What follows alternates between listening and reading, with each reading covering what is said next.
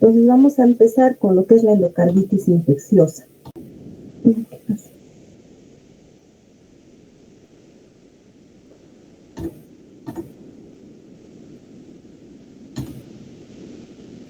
Bueno, ya, perfecto.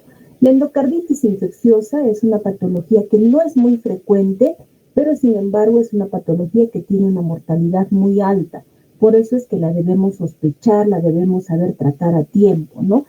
Entonces, ¿a qué se refiere endocarditis infecciosa? Como su nombre lo dice, es una colonización del endocardio por microorganismos.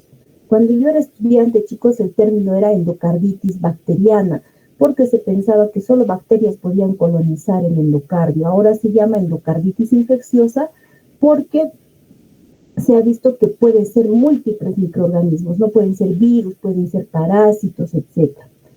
Entonces, tiene una mortalidad alta, una mortalidad intrahospitalaria de 15 a 20% y al año hasta un 40%. Hay una lesión típica en la endocarditis infecciosa, que es una vegetación, que van a ver en la próxima diapositiva cómo es la forma de la vegetación, que forma una masa de plaquetas, de fibrina, que está cubriendo microcolonias de microorganismos, ¿no? Y células inflamatorias. Esta lesión afecta a válvulas, tanto a válvulas nativas, es decir, válvulas propias del paciente, como también a las válvulas protésicas. Presentar también, por ejemplo, en pacientes que tienen cardiopatías congénitas tipo comunicación interventricular o en patologías como la persistencia del conducto arterioso, que son patologías congénitas donde hay alto flujo o alta turbulencia, ¿no? Nos puede producir esta patología. Entonces, miren, estas son las lesiones.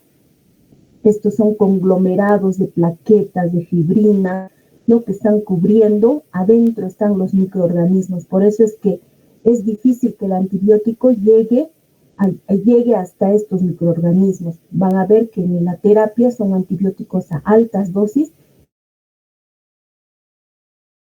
y por tiempo prolongado. Pero miren, por ejemplo, acá tenemos una imagen, es un corazoncito, y miren acá que llama la atención esta comunicación entre ventrículos, ¿no? Miren, y la sangre normalmente pasa de una cavidad de mayor presión, que es el ventrículo izquierdo, hacia el ventrículo derecho de menor presión. Entonces, acá hay una turbulencia, se genera un flujo, un alto flujo, y que va dañando lo que son las paredes del endocardio, va produciendo un daño del endocardio y hace susceptible a que sea colonizado por cualquier microorganismo. Igualmente acá, miren, esta es la aorta y esta es la arteria pulmonar, ¿no? Normalmente es así, pero miren, en este caso, cuando hay una persistencia del conducto arterioso,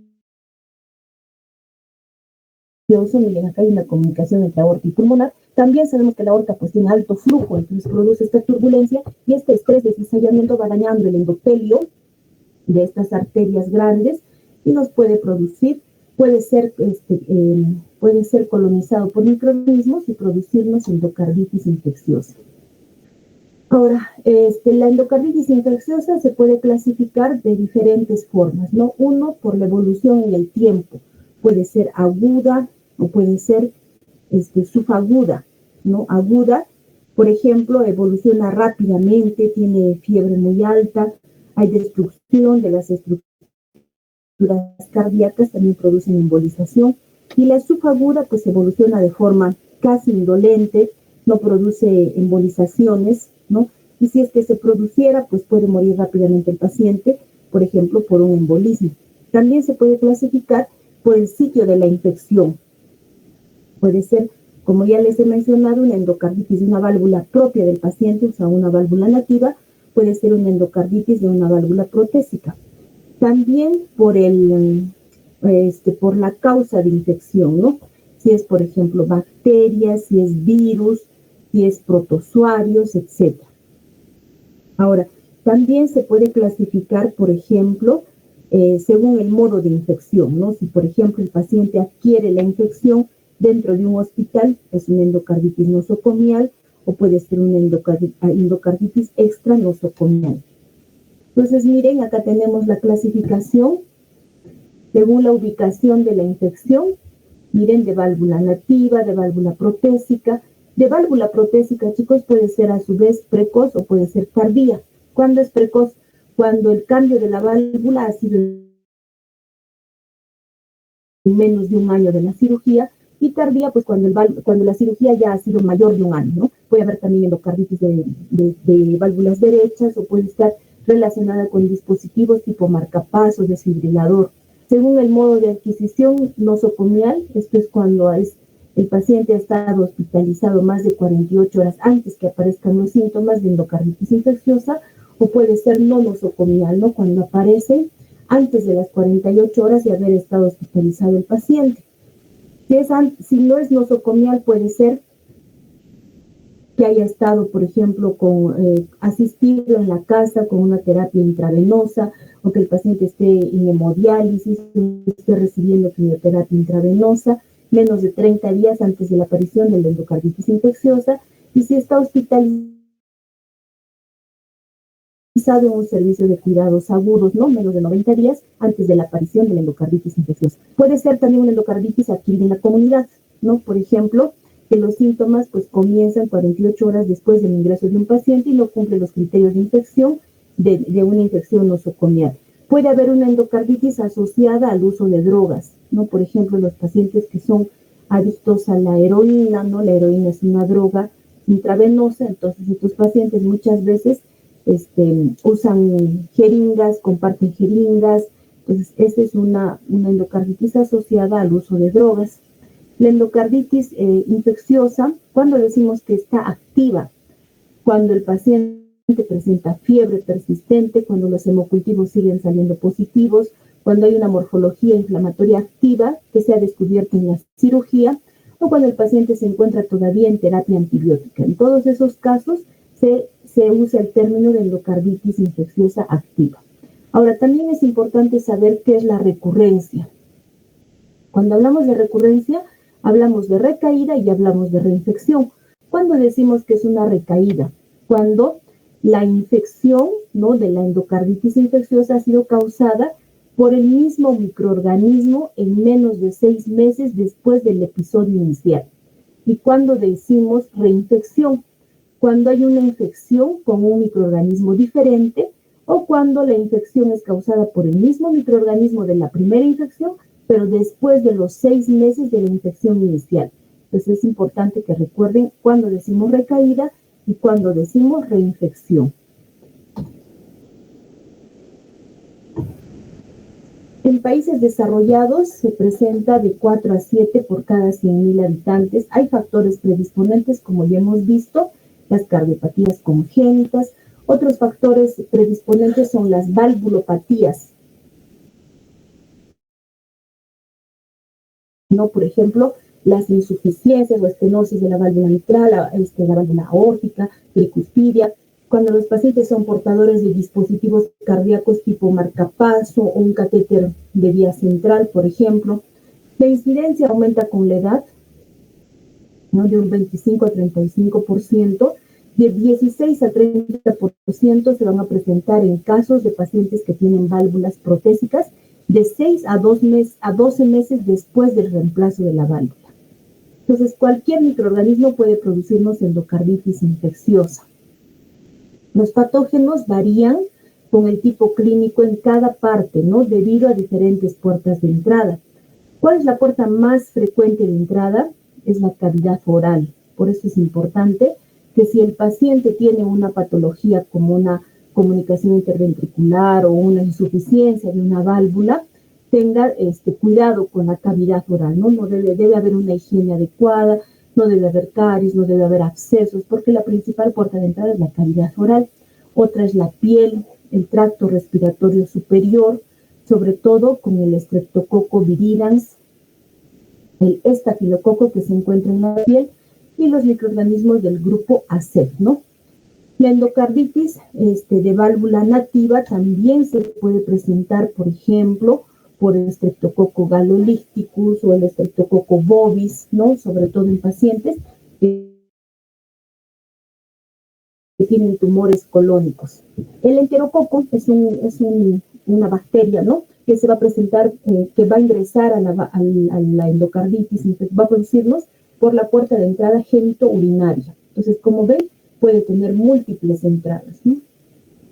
La endocarditis de válvula protésica, dentro de los 2 meses post cirugía, significa que ha sido contaminado en el momento intraoperatorio. ¿Y cuáles son los gérmenes más frecuentes? Está el Staphylococcus aureus. ¿Por qué el estafilococo se encuentra en la piel? Bacilos gram negativos, difteroides, en algunos casos hongos. La etiología después de 1 año de la cirugía ya es similar a las otras patologías, ¿no? Pueden ser también corinebacterias los que nos producen entre 2 y 12 meses. La endocarditis por dispositivos, sobre todo si es una infección nosocomial, a la cabeza está el estafilococo aureus. Este estafilococo tiene un tratamiento difícil, ¿no?, en el tiempo, y también pues es un germen, una bacteria que está presente en la piel. Entonces hay que tener mucho cuidado con la higiene de la piel en el caso de las cirugías.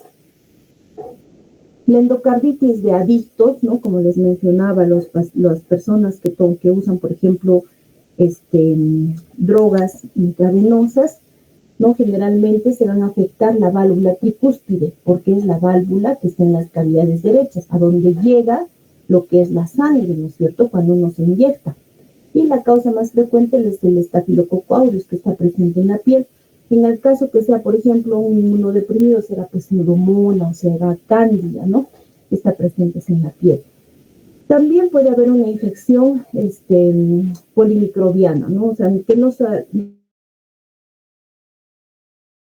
sea solamente un germen, sino que sean todo un grupo de gérmenes, como por ejemplo las bacterias del grupo AC que les he mencionado, ¿no? Dentro del grupo están el Haemophilus, está el Actinomyces, el Cardiobacterium, Legionella y Klebsiella. Entonces, si el paciente tiene HIV y está siendo tratado con antirretrovirales, los gérmenes pueden ser iguales que de cualquier otro paciente, ¿no? No hay una etiología específica de estos pacientes. Del 5 al 15% de estos pacientes salen cultivos negativos. ¿Y por qué? Porque cuando un paciente empieza a hacer fiebre, no hay un foco determinado. ¿Qué se hace? O el paciente solo, pues hace una automedicación y empiezan a tomar antibióticos, pues sin saber cuál es la causa. Entonces, esto hace que los cultivos ya no salgan negativos. Entonces, miren, chicos, acá hay un cuadro donde están todos los gérmenes más frecuentes, ¿no? Vean el estreptococo, neumococo, enterococo, estafilo, etc. Ahora, cuando tenemos un endotelio sano, es decir, cuando no hay ningún daño del endotelio, no hay valvulopatía, no hay un daño, por ejemplo, por una patología congénita, no hay adhesión bacteriana, no tiene por qué producirse la endocarditis infecciosa. Tiene que haber un daño del endotelio para que se produzca la endocarditis infecciosa. Por ejemplo, puede haber insuficiencia de la válvula mitral, de la aórtica, en estenosis de la válvula mitral, aórtica, en la comunicación interventricular, en el prolapso de la válvula mitral, en lo que son las enfermedades congénitas cianóticas, en la enfermedad cardíaca degenerativa, ¿no? Ahora, en algunos casos, en algunas patologías, por ejemplo, como el lupus eritematoso, hay estados de hipercoagulabilidad, ¿no? En ese caso se puede producir una endocarditis que es aséptica, ¿no? No tiene germen, pero se produce la endocarditis, que es la endocarditis marántica. Entonces, miren, ¿qué tiene que pasar primero para que haya endocarditis infecciosa? Tiene que haber un daño o una lesión del endotelio. Una vez que hay lesión del endotelio, se va a producir agregación plaquetaria, fibrina, ¿no? Y de algún foco de entrada, como ya hemos visto, de la calidad oral, respiratoria, digestiva, urinaria o de la piel, ingresa un germen, ¿no? Ingresa un germen, cualquiera que puede ser bacteria, virus, parásito, protozoo, ingresa y van a colonizar esa vegetación, ¿no? Ese conglomerado de fibrina que se ha producido por la lesión endotelial, y ahí es donde nos van a producir la endocarditis infecciosa. Entonces tiene que haber lesión del endotelio, donde va a haber presencia de inmunocomplejos, depósitos de fibrina, va a producir la endocarditis trombótica no bacteriana y luego va a ser colonizada por los diferentes microorganismos de todas las puertas de entrada que ya hemos mencionado y se va a producir la vegetación séptica. Ahora, por tanto, esta patología va a tener manifestaciones tanto cardíacas y manifestaciones extracardíacas, ¿no? Ahora, esta vegetación séptica, o sea, esta vegetación que ya ha sido colonizada por microorganismos, puede producir a su vez, se puede romper y puede producir embolismo, ya sea embolismo pulmonar o embolismo sistémico. Entonces nos va a producir las diferentes manifestaciones extracardíacas que ya lo vamos a ver más adelante. Entonces el cuadro clínico resulta de las manifestaciones cardíacas y extracardíacas, ¿no? De la producción de citoquinas, va a haber síntomas constitucionales, el paciente está febril, está en mal estado general y también va a haber daño de estructuras cardíacas, por tanto va a haber también síntomas cardíacos. Ahora, si la vegetación se rompe, como ya les he dicho, nos puede producir una embolización, ya sea hacia el pulmón o una embolización sistémica. ¿Cuáles son los síntomas que vamos a ver? Los síntomas constitucionales, está la fiebre, ¿no? Incluso se llega a diagnosticar cuando hay fiebre persistente, fiebre sin un origen determinado, va a haber baja de peso, anorexia, mal estado general, artralgias, mialgias, ¿no? Va a haber esplenomegalia, manifestaciones neurológicas, va a haber manifestaciones que son criterios incluso para este diagnóstico, que son, por ejemplo, los nódulos de Osler, las hemorragias subunguales, lesiones de Janeway, etc. Va a haber petequias, va a haber también alteraciones a nivel de lo que son los exámenes de laboratorio. Generalmente cursa con anemia, ¿no? Hay leucocitosis, puede haber también leucopenia, puede haber hematuria, aumento del sedimento, de la velocidad de eritrosedimentación, el PCR elevado, el factor reumatoideo presente, etc., ¿no? En cuanto a las manifestaciones cardíacas, lo que vamos a escuchar son soplos, ¿no? A veces al inicio de la patología no se escucha el soplo, pero hacia el final de la patología, cuando ya el diagnóstico está dado o cuando ya la vegetación ha dañado completamente la válvula, por ejemplo, se escucha este soplo hasta en el 85% de pacientes. De 30 a 40% de pacientes van a presentar signos de insuficiencia cardíaca, disfunción de la válvula que está afectada, ¿no? Nos pueden producir también síntomas de miocarditis o en algunos casos puede haber una complicación como la fístula intracardíaca. Entonces, miren, por ejemplo, acá que vemos estados de congestión, ¿no? Este paciente está en falla cardíaca. Ahora, fíjense, esto es una imagen de ecocardiografía transtorácica. Vemos la aorta y miren al lado de la aorta, hay esta imagen, ¿no? Que es un absceso. Entonces, igualmente acá, ¿qué podemos encontrar? Miren, hay chistes.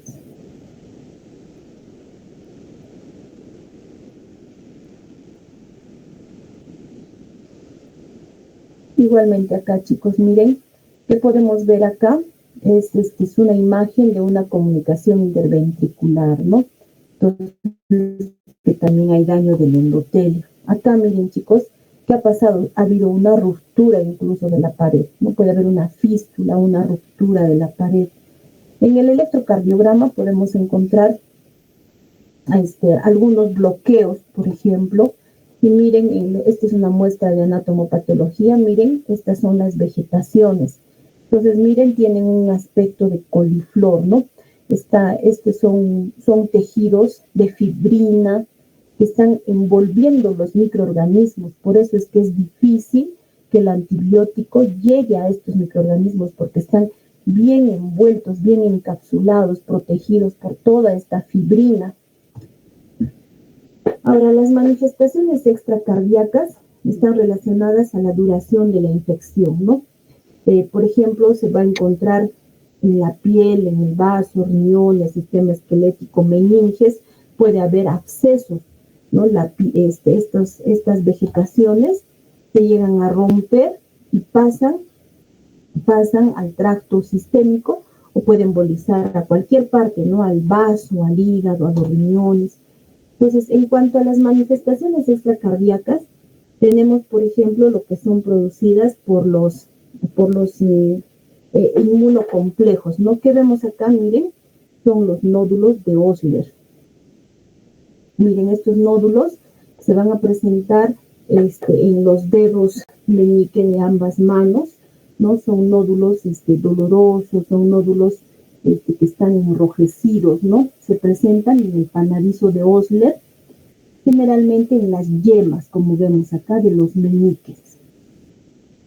Ahora, acá podemos ver las hemorragias en astilla o las hemorragias subunguiales, fíjense, ¿no? También tenemos lo que son las manchas de Janeway, que son manchas hemorrágicas en la palma de la mano o en la planta de los pies. Esto se va a presentar por fenómenos inmunológicos. Fíjense acá. Ahora también tenemos en el fondo de ojo lo que son las manchas de Rod o hemorragias en flama, como vemos acá, miren, hemorragias en flama, ¿no? Puede haber también abscesos, infartos sépticos, aneurismas micóticos, puede haber, miren acá, este es un absceso cerebral, por ejemplo, ¿no? La causa puede ser una endocarditis.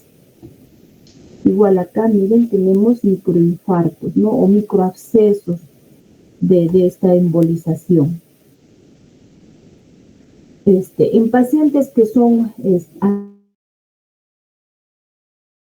adictos a drogas parenterales, el paciente puede tener fiebre y muchas veces no se escucha el soplo, ¿no? Tienen tos, tienen un dolor pleurítico, pueden hacer pioneumotórax en este caso. Entonces, para hacer un diagnóstico vamos a tener los criterios mayores y menores, que son los criterios de Guillain, ¿no? En cuanto a los criterios mayores, tenemos dos, que uno es uno son los hemocultivos positivos, ¿no? Que tengamos hemocultivo positivo, por ejemplo, se puede aislar el Streptococcus viridans, el bovis, el del grupo AC, y hemos visto que es el Haemophilus, Actinobacillus, Cardiobacterium, Eikinella, Klebsiella, puede haber Staphylococcus aureus, ¿no? O puede haber también cultivos, por ejemplo, dos cultivos positivos que estén separados en 12 horas, ¿no? O puede haber cultivos positivos para cualquier germen que estamos viendo. El otro criterio mayor es, por ejemplo, la ecocardiografía, o sea, que se observe la vegetación en un examen de ecocardiografía. Y los criterios menores, pues uno, que haya predisposición, o sea, un daño a nivel del endotelio, o que sea usuario de drogas, por ejemplo, la fiebre, ¿no? Más de 38 grados, que haya, por ejemplo, infartos sépticos, o que se vean aneurismas micóticos, o que haya hemorragias intracraneales, las lesiones de Janeway, lo que es también puede haber glomerulonefritis, nódulos de Osler, manchas de Rod, el factor reumatoideo. Todos esos son criterios menores. Entonces, ¿cómo hacemos el diagnóstico? Para hacer el diagnóstico tiene que haber dos criterios mayores, es decir, hemocultivo y la vegetación que sea observada por ecocardiografía, o se puede hacer también el diagnóstico con un criterio mayor más 3 criterios menores, o también se puede hacer el diagnóstico con 5 criterios menores, ¿no? Ahora, ese es el diagnóstico. ¿Cuándo es posible una endocarditis infecciosa? Cuando solo hay un criterio mayor o un criterio menor, o solamente hay 3 criterios menores, ¿no? Ese es una posible, pero ya el diagnóstico hecho es como vemos acá, ¿no? 2 mayores o un mayor y 3 menores o 5 menores. Entonces, fíjense, esta es una imagen ecocardiográfica transesofágica. Este es el ventrículo izquierdo, esta es la aurícula izquierda, esta es la válvula mitral, fíjense, y acá está la imagen, miren, como una lengüeta, ¿no? Esta es la imagen de la vegetación, que si ponemos Doppler, Obviamente esa imagen hace que la válvula sea insuficiente, por eso es que el soplo de la endocarditis es un soplo de insuficiencia. Entonces, fíjense, miren esta imagen, ¿no? Esta es una imagen clara de una vegetación. Entonces, si sospechamos de una endocarditis infecciosa, ¿qué se tiene que hacer? Se tiene que hacer una ecocardiografía, ¿no? En la ecocardiografía podemos ver si hay una vegetación, ya tenemos pues el diagnóstico, no un criterio mayor. Si es negativa, o sea, si no vemos en una ecocardiografía transtorácica y sospechamos de esta patología, se puede hacer, si la sospecha es alta, se puede hacer una ecocardiografía transesofágica, ¿no? Porque el transductor que está en el esófago, pues tiene tiene más exactitud, ¿no? Está más cerca del endocardio y podemos ver lesiones o vegetaciones mucho más pequeñas. Ahora, si en la ecocardiografía transesofágica es negativa, pero la sospecha de endocarditis sigue latente, sigue manteniéndose, se tiene que repetir esta endocarditis transesofágica a los 7 a 10 días. Entonces, miren, esta es una imagen de una válvula protésica que ha sido dañada por la endocarditis, ¿no? Ahora, en cuanto al tratamiento, como les he mencionado, que son microorganismos que están dentro de un conglomerado de fibrina, las dosis son altas y el tiempo de duración también es alto, ¿no? Por ejemplo, acá tenemos un esquema de lo que es la terapia de la endocarditis de válvula nativa, ¿no? Cuando es sensible a la penicilina y el grupo pues que se está sospechando de microorganismos es Streptococcus o el Streptococcus bovis, ¿no? Se puede usar, como vemos acá, la penicilina G sódica, pero miren a qué dosis, de 12 a 18 millones en 24 horas, ¿no? La duración 4 semanas, o se puede usar ceftriaxona, 2 gramos, ¿no? Pero la duración, miren, 4 semanas. Se puede usar también, por ejemplo, la gentamicina, como vemos acá, 3 miligramos por kilo en 24 horas por 2 semanas, ¿no? Y la vancomicina se puede usar 30 miligramos por kilo en 24 horas por 2 semanas. Ahora, si es de válvula, si la terapia, si es en válvula nativa, ¿no? Y es resistente a la penicilina, se puede usar junto con gentamicina y junto con vancomicina. Miren, 24 millones de penicilina G sódica, ¿no? O ceftriaxona 2 gramos por 4 semanas. También se puede agregar a la terapia gentamicina o se puede usar vancomicina.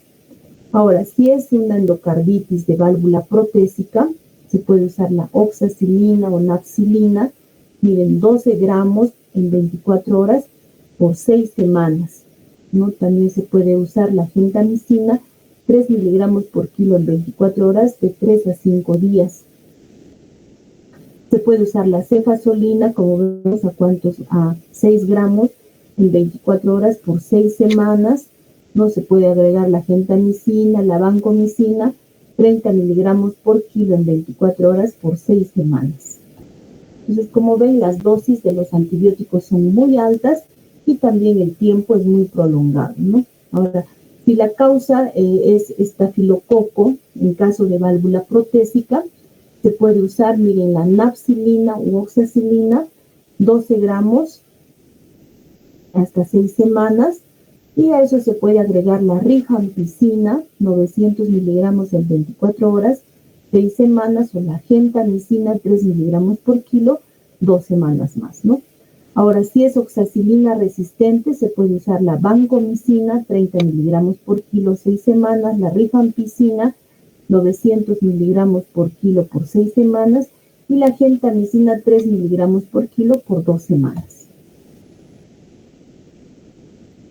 Ahora, en algunos casos, el paciente va a necesitar una intervención quirúrgica. Por ejemplo, si el paciente tiene una endocarditis de válvula protésica y está haciendo disfunción de la válvula, ese paciente, por más que esté con toda la infección, tiene que entrar a sala, ¿Para qué? Porque si se desprende esa válvula, pues el paciente va a morir, ¿no? Entonces tiene que entrar a un tratamiento quirúrgico. Entonces, ¿quiénes van a entrar? Por ejemplo, los pacientes que tienen falla cardíaca, ¿no? Pueden entrar o cuando el paciente pues ya tiene todo el tiempo que se está tratando con el antibiótico y el paciente no tiene una respuesta a este tratamiento, el paciente tiene que entrar para una limpieza quirúrgica. O cuando la vegetación es muy grande, también el paciente tiene que entrar a tratamiento quirúrgico, porque ya sabemos que la vegetación es grande, ¿no? Más de 10 milímetros que va a pasar, se puede romper y puede embolizar. Entonces ahí el paciente, por más que esté en plena infección, tiene que entrar a sala para esta limpieza. Ahora, si por ejemplo las causas son fúngicas, ¿no? Son difíciles de tratar esta patología cuando la etiología son hongos, entonces el paciente también tiene que entrar a este tratamiento quirúrgico. ¿Cuáles son indicadores de mal pronóstico? Cuando la edad es muy avanzada o cuando la endocarditis es sobre válvula protésica, porque se puede romper, se puede desprender la válvula. Si el paciente tiene otras comorbilidades como la diabetes, enfermedad cardiovascular, renal o pulmonar previa también es un indicador de mal pronóstico. Cuando el paciente hace falla cardíaca, hace falla renal, hace un ictus, o sea, un ACV por estas embolizaciones, o está en shock séptico, o tiene complicaciones perianulares, es indicadores de mal pronóstico, ¿no? Ahora, ¿qué microorganismos también nos van a indicar que tienen mal pronóstico? Si es el estafilococo aureus, o si son hongos, ¿no? O si son bacilos gram negativos.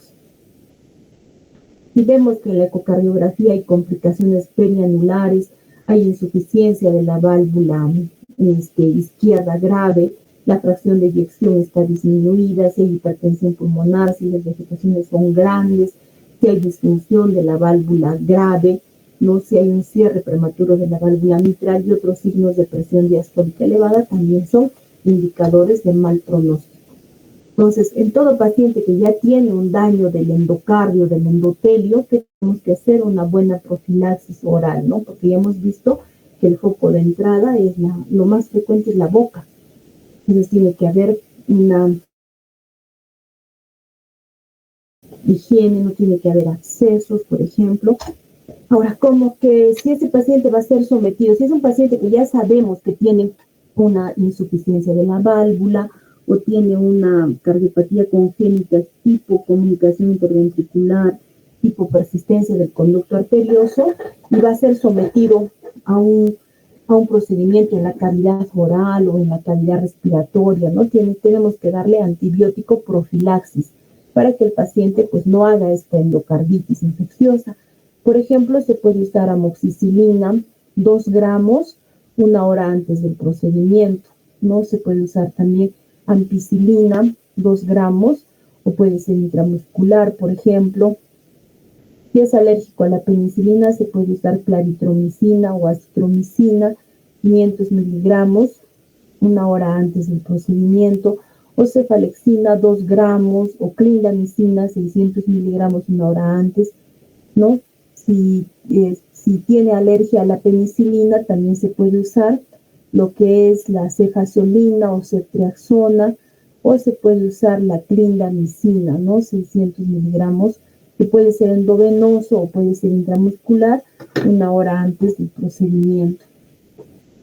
Entonces, como vemos acá, la profilaxis recomendada para procedimientos dentales es la amoxicilina o la ampicilina. En caso de que sea alérgico, se puede usar la clindamicina, ¿no? A estas dosis.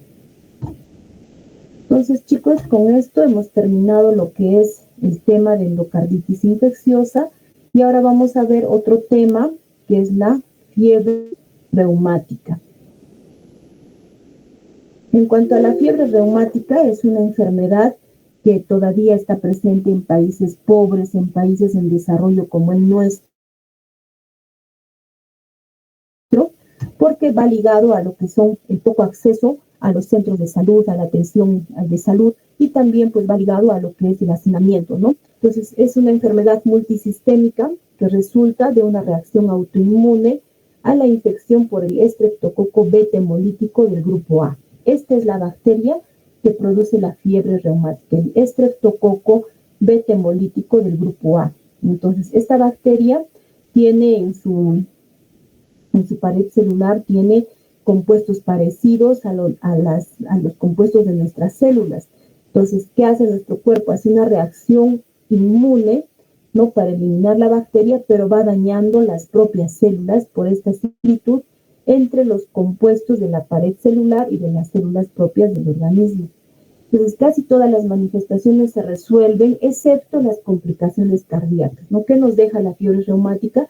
La cardiopatía reumática, que lamentablemente es frecuente, que daña las válvulas, sobre todo la válvula mitral, luego la aórtica, ¿no? Y pues lamentablemente esta patología hace que pacientes a edad muy joven necesiten un reemplazo de la válvula por prótesis valvulares.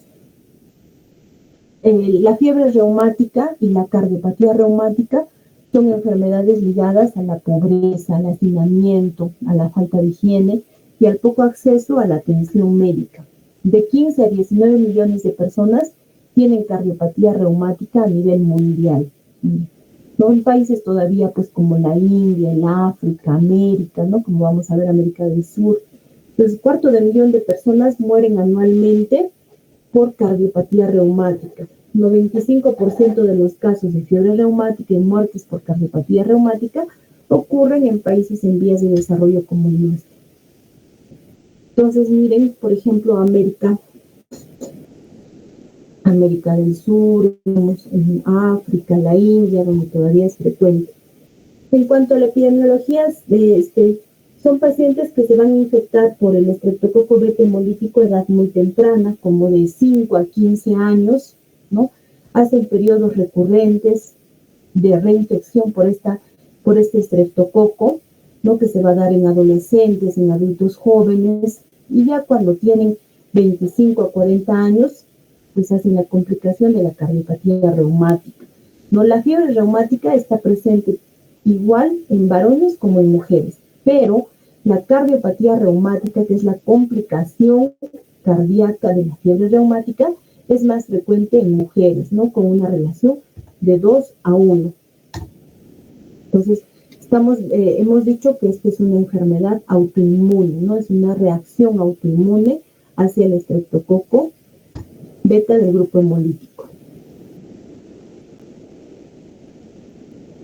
Entonces, miren, acá tenemos, siempre que tengamos un paciente con faringitis, con signos de faringitis, ¿qué tenemos que hacer? Abrirle la boquita, ¿no? Generalmente se presenta, como ya hemos dicho, entre 5 y 15 años. Vamos a ver que tienen estas lesiones, miren, son como unos puntos rojos en satélite, ¿no? Y también pues tienen placas blanquecinas, como vemos acá. Entonces, esa es una lesión típica del estreptococo beta hemolítico del grupo A.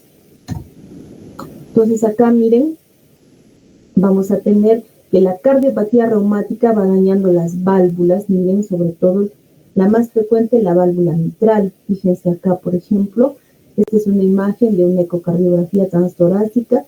Miren las valvas de la válvula mitral, miren esta valva, ¿no?, está más engrosada, y eso a la larga pues va cerrándose y nos va a producir la estenosis, la insuficiencia de la válvula mitral. En cuanto al electrocardiograma, tenemos el bloqueo auriculoventricular de primer grado. Entonces, miren acá, el intervalo PR, que es desde el inicio de la P hasta el QRS, mide más de 0.20, ¿no? Este es un bloqueo auriculoventricular de primer grado. En cuanto a la anatomía patológica, la lesión típica son los nódulos de Aschov, como vemos acá. Son nódulos que tienen abundante citoplasma, basófilo, granuloso, poseen núcleos circulares, como vemos acá, y con membranas coloreadas, ¿no? Hay un núcleo hipercrómico que le da el aspecto de ojo de pájaro. Ese es el nódulo de Aschov. En cuanto al cuadro clínico, hay un dicho que es frecuente, ¿no?, en lo que es la fiebre reumática, y es muy cierto. La fiebre reumática lame las articulaciones y muerde las válvulas. ¿Qué quiere decir? Que las articulaciones son afectadas, pero no dejan secuela. Por eso lame las articulaciones, pero muerde las válvulas. En cambio, en la cardiopatía reumática, deja las secuelas, ¿no? Deja las secuelas, daña la válvula, nos produce insuficiencia, nos produce estenosis, y como les vuelvo a repetir, son pacientes que a corta edad, muy jóvenes, tienen que ser sometidos a cambio de válvula. Entonces, miren el cuadro clínico. Miren acá, por ejemplo, es una niña que tiene inflamadas las articulaciones grandes, ¿no? En este caso, las rodillas, por ejemplo. Ya lo vamos a ver más adelante. También tenemos el eritema marginado, que no se ve bien, pero es un eritema que tiene un fondo pálido y es fugaz.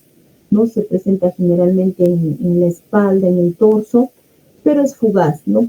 Podemos observarlo un momento y luego desaparecer, como acá, ¿no? El nódulo, el centro es pálido. Entonces vamos a tener también criterios mayores y criterios menores. En cuanto a los criterios mayores, tenemos la carditis. En cuanto a la carditis, chicos, la carditis, como su nombre lo dice, es una inflamación del corazón, ¿no? En la fiebre reumática vamos a tener una pancarditis. ¿Qué quiere decir? Que se inflaman todas las capas cardíacas, tanto el pericardio, el miocardio y el endocardio, ¿no? Hay una pancarditis. Hay pacientes que pueden presentarnos falla cardíaca por esta inflamación. También se presenta el corea, ya lo vamos a ver las características, el eritema marginado que ya hemos visto, que es fugaz, no está presente permanentemente. Puede haber también nódulos subcutáneos, no vamos a tener lo que son las poliartritis. ¿A qué se refiere artritis? A inflamación de las articulaciones, no se hinchan las articulaciones, se edematizan. ¿Y cuál es la característica? Que va a afectar articulaciones grandes como rodillas, codos, hombros, no afecta articulaciones pequeñas, va a ser migratoria, quiere decir que una vez que está desinflamando la rodilla derecha, por ejemplo, va a pasar al hombro izquierdo, ¿no? Otra cosa es que no deja secuela. Una vez que pasa la inflamación en la articulación queda indemne, no ha producido secuela. Ahora, en cuanto a los criterios menores, obviamente, si estamos hablando de fiebre reumática, tiene que estar una fiebre, ¿no? Es una fiebre, hay poliartralgia, o sea, dolor de las articulaciones.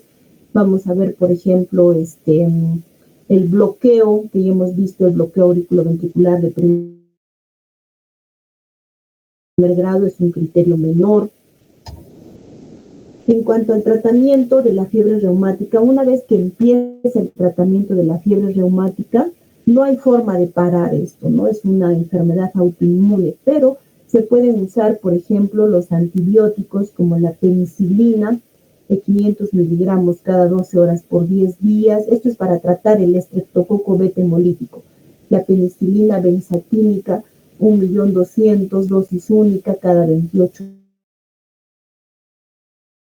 días, la eritromicina. Ahora, como es una enfermedad inflamatoria, también se puede usar los salicilatos, que es a dosis altas, de 80 a 100 miligramos por kilo al día en niños y de 4 a 8 gramos por día en adultos por más de 2 semanas. Luego se tiene que reducir la dosis y mantener una dosis de 60 a 70 miligramos por kilo de 2 a 4 semanas más. También se puede usar el naproxeno de 10 a 20 miligramos por kilo. Ahora, si el paciente está haciendo una pancarditis, puede hacer signos de falla cardíaca. Si hace signos de falla cardíaca, el tratamiento ya lo sabemos, con todos los fármacos que usamos en falla cardíaca. También se puede usar glucocorticoides como la prednisona de 1 a 2 miligramos por kilo, máximo 80 miligramos, unos pocos días, ¿no? Hasta máximo 3 semanas, y el manejo conjunto de la falla cardíaca. Ahora, si el paciente presenta el corea de Sydenham, se puede usar carbamazepina o valproato de sodio, ¿no? Hasta 1 a 2 semanas después que los síntomas se han resuelto. Antes se usaba la inmunoglobulina intravenosa, pero se ha visto que no tiene mucha no tiene mucha respuesta, ¿no? Entonces ya no se usa mucho la inmunoglobulina. Ahora, si el paciente ya tiene fiebre reumática, se tiene que hacer una profilaxis, ¿no? Para que el paciente no haga una cardiopatía reumática. Por ejemplo, se puede usar la penicilina benzatínica de 1.200.000 hasta que unos 5 años después del diagnóstico de fiebre reumática o hasta que el paciente cumpla 21 años, ¿no? O en todo caso, si el paciente ha hecho carditis, ¿no? Pero no se observa un daño de la válvula, se puede usar pues hasta 10 años después o hasta que cumpla 21 años. Ahora, si el paciente ya tiene un daño de la válvula, ¿no? Según la ecocardiografía, se puede usar incluso hasta que el paciente tenga 40 años o se puede usar pues hasta 10 años después, ¿no? Entonces es un tratamiento muy prolongado, ¿no? En cuanto a los antibióticos, se puede usar la penicilina benzatínica de 1.200.000, se puede usar la penicilina potásica, se puede usar la sulfadiazina o en algunos casos se puede usar los macrólidos, ¿no? En pacientes alérgicos a la penicilina. Entonces, como vemos, miren, si ha tenido fiebre reumática y signos de carditis, 10 años después o hasta que el paciente tenga 40 años, imagínense. Un paciente que se le hace el diagnóstico a los 15, 12 años hasta los 40 años. O que el paciente pues también no tenga daño de la válvula, igual 10 años hasta que tenga 21 años de edad. O en caso de que ya tenga, ¿no? La fiebre reumática, en algunos casos incluso se puede dar pues de forma permanente, ¿no? En cuanto a las conclusiones, la fiebre reumática continúa siendo un problema de salud ligado a la falta de educación, al poco acceso a la atención de salud en países pobres o en países en vías de desarrollo. Depende de ustedes como médicos, que van a ser médicos internos rurales, van a ser médicos cirunistas, ¿no? Que puedan identificar qué pacientes tienen la infección por el estreptococo beta hemolítico de grupo A, ¿no? Ya que la edad en la que se va a presentar, como ya hemos visto, es en la edad pediátrica, de 5 a 15 años, y son los pacientes que más van a atender ustedes en las áreas rurales.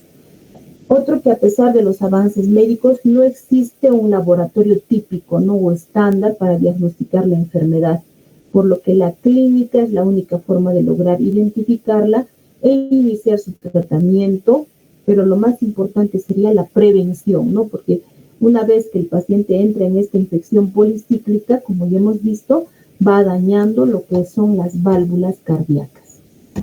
Entonces, chicos, hemos visto lo que es la fiebre reumática, la endocarditis infecciosa. Nos vemos mañana en las clases para tocar lo que son los temas de valvulopatías. ¿Alguna pregunta hasta acá, chicos?